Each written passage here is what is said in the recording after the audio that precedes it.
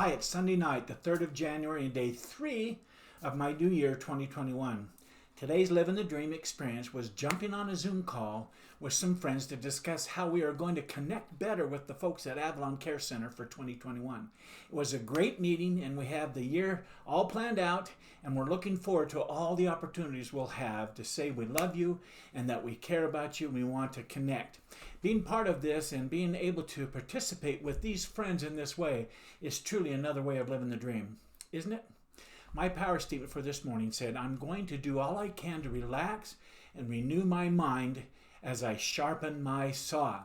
And so here's my 3 most important tasks that I worked on today. My most important task for today was to participate in the meeting to discuss with our friends about Avalon Care Center folks. My fun task for today was to study with Kathleen and do some reading together. And my exciting task for today was to watch a special YouTube video on a new discovery, at least it's new to me, about how our heart has over 40,000 special neurons in a cluster at a very special place in the heart that create neuronites, it's called, that link and retain memories in them on those cells separate from the brain. And it's nervous and neuronites that record its own memories in the heart and in the brain, separate and apart. It's an incredible video. That's why we talk about how we think in our head and how we feel in our heart. Very interesting subject. It's part of my goals. Other than these goals, a nap was another thing I did that pretty much took my day. And so here's my end of the day success routine questions. Get honest with yourself, Marty. What didn't go well today, or what could you have done better today? Did you wake up early and start strong? I did. I got up early. Did you start your morning with power?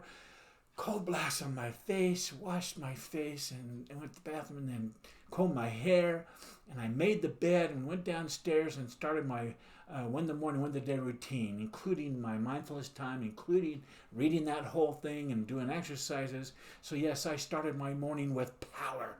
Were you productive throughout your day? Yes, in a whole different way. It's those other areas, not the website areas, not my business side, but other physical and mental and intellectual goals. Did you get the most important things done? Yes. Did you move your goals forward? Pieces into the portal, manifest in the world of the physical. Did you move any new ones forward? Yes, I did. I showed up as a person I wanted to show up today that would serve the better me. And I was there for Kathleen and she was there for me. Next are my end of the day success routine accountability questions, which says, were you honest with yourself about today's tasks, Marty? In other words, did you keep your promises that you made to yourself this morning? Well, this morning I promised myself that I was going to sharpen my saw and set the table so that tomorrow, Monday, is going to be a success, period. And that's exactly what I did today. So, bam, done. Way to go, Marty.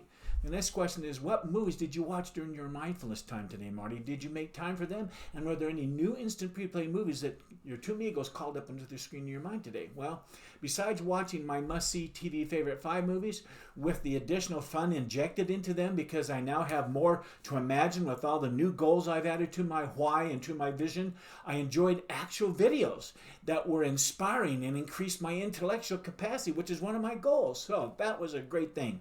I kept my promise. My next question says, what's the one thing that would make all the difference going forward? What one thing can I do better tomorrow? Even if the day goes sideways, getting it done, I'd still feel like I accomplished something great. Well, as one of my goals for 2021, the one thing I want to do better is to take more time to ponder on my affirmations and on what I think about during and after reading my Win the Morning, Win the Day routine. I want to imagine these things in my life and me doing them and me saying I take ownership 100% of my emotions, 100% of my thoughts, 100% of my behavior. But think about what that means. Think about things in my day that makes me stop and think, I can do better doing that. And that's fulfilling what I say and speak out loud. And I want to do it more vividly so that I improve in all these areas just a little bit every day. Because of these thoughts, my power statement for tomorrow is going to say, besides a few additional tasks I want to get done, I'm going to reach out to my Google rep today and ask him to help me launch my focus group ads successfully. The next success question, or question I want to ask of my end of the day success routine, is to ask myself, were there any mistakes or failures that you may have made today or had today, Marty, that you can turn into a tool of success going forward? Well, this being a Sunday and mostly a day of rest and relaxation, there wasn't any real opportunity to fail that I could then turn into a tool of success. So nope, it was just a great day. The next question is, what's your biggest success today then, Marty? In other words, what did you do well today? Well, my biggest success today was coming up with a great plan for connecting with the folks at Avalon Care Center. That's why we had the Zoom meeting. I'm really excited about what we came up with for the year, and it's going to bring some good connections. My next end of the day success routine question asked me to rate my day's effort. Well, I gave today's effort another 9. I relaxed at the speed of 9 today and thoroughly enjoyed sharpening my saw all day long. But I did ding my effort at one point because I think I could have relaxed a little more even. Okay, I want to end the day strong. Here's what I'm grateful for today. I'm grateful for the principle that says we all act consistent with our views of who we truly are, whether that view is accurate or not. Let me repeat that. We all act consistent with our views of who we truly are, whether that view is accurate or not.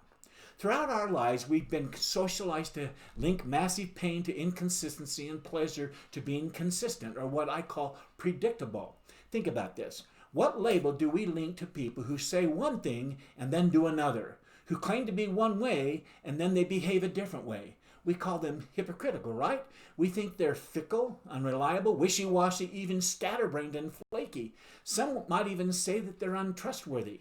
None of us would want to be thought of in this way. I know I sure wouldn't.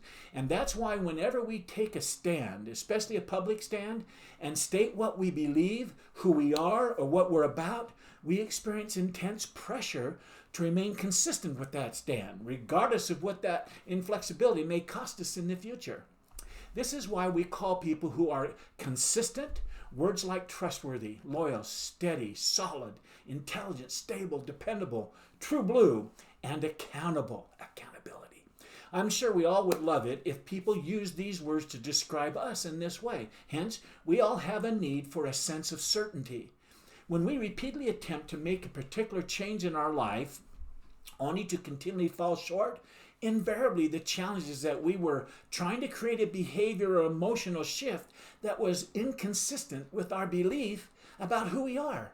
Shifting, changing, or expanding our identity, in our heads anyway, can produce a profound and rapid improvement in the quality of our life. When the shift in our belief of who we really are happens, so that our identity to which we identify with becomes truth in us, when it becomes integrated through a mapping experience, we fully accept it and then adjust our thinking and our behaviors to fit that belief and that identity. We change. We start doing what we believe who we are. These principles lead to the next thing I'm grateful for, the law of influence, which says, the true measure of leadership is influence. Nothing more, nothing less. This law states that the greatness of a leader is not measured by the amount of money one makes or position one has, but by the number of lives one influences. Boy, I love that. The ability to influence is an essential leadership skill. To influence is to have an impact on the behaviors, attitudes, opinions, and choices of others. A leader's ability to have influence with others is based on trust. In fact, one's influence expands in proportion to the amount of trust that exists in any given relationship. Trust is key. This leads me to the next thing I'm grateful for. I'm grateful for Ralph Waldo Emerson, who said, the best effect of a fine person is felt long after we have left their presence. Think about that. Pouring one's life into other people is the definition of mentorship. And it is with this kind of quality mentorship that we can truly make a difference. That's what I'm hoping to become. That's what I'm hoping to achieve with my Living the Dream coaching experience. Okay, I'm going to leave it here tonight, and I'll be right back here at my laptop tomorrow sharing more thoughts, doing my video recording of the day, living the dream. But until then, I wish you continued success. Goodbye.